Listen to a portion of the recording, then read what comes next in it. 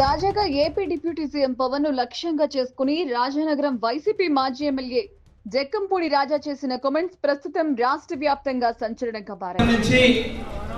Left leg తో తన్నితే మరో పక్కన భీమవరం ప్రాంతం నుంచి రైట్ లెగ్ తో తన్నితే కాపు సామాజిక వర్గానికి చెందిన నేత కావడంతో ఆయనపై గోదావరి జిల్లాల్లో పెద్ద ఎత్తున నిరసనలు వెలువెత్తుతున్నాయి. వాస్తవానికి గత ఎన్నికల్లో వైసీపీ ఓటమికి కూడా ఇటువంటి విధానమే ఒక కారణమని రాజకీయ వర్గాలంటున్నాయి. అయినప్పటికీ వైసీపీ తీరు మారట్లేదని చెప్తున్నాయి. 2024 ఎన్నికల్లో పవన్ పిఠాపురం ఎమ్మెల్యేగా గెలిస్తే తాను రాజకీయ సన్యాసం తీసుకుంటానని జక్కంపూడి రాజా అన్నారు. దీంతో ఇప్పుడు ఆ వీడియోని జన సైనికులు తెగ ట్రోల్ చేస్తూ జక్కంపూడిని రాజకీయ సన్యాసం చేయమని కౌంటర్లు ఇస్తున్నారు.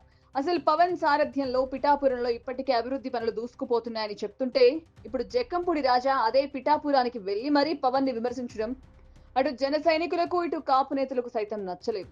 తాజాగా పిఠాపురంలో వంగ గీత అధ్యక్షతన జరిగిన వైసీపీ నియోజకవర్గ స్థాయి సమావేశంలో జక్కంపూడి రాజా పాల్గొన్నారు. గాజువాక భీమవరం ప్రజలు పవన్ ని తన్నేయడంతో పిఠాపురం వచ్చి పడ్డాడని ఎద్దేవా చేశాడు.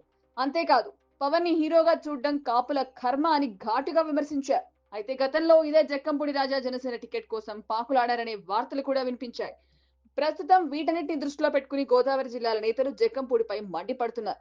ఒకవేళ భవిష్యత్తులో జక్కంపూడి మళ్లీ జనసేనలోకి వచ్చే ఆలోచన ఉన్నా లేకపోయినా పవన్ ని ఉద్దేశించి ఆయన చేసిన వ్యాఖ్యలు మాత్రం వైసీపీని మళ్లీ ఇబ్బందుల్లోకి నెట్టడం ఖాయమని రాజకీయ వర్గాలు హెచ్చరిస్తున్నాయి.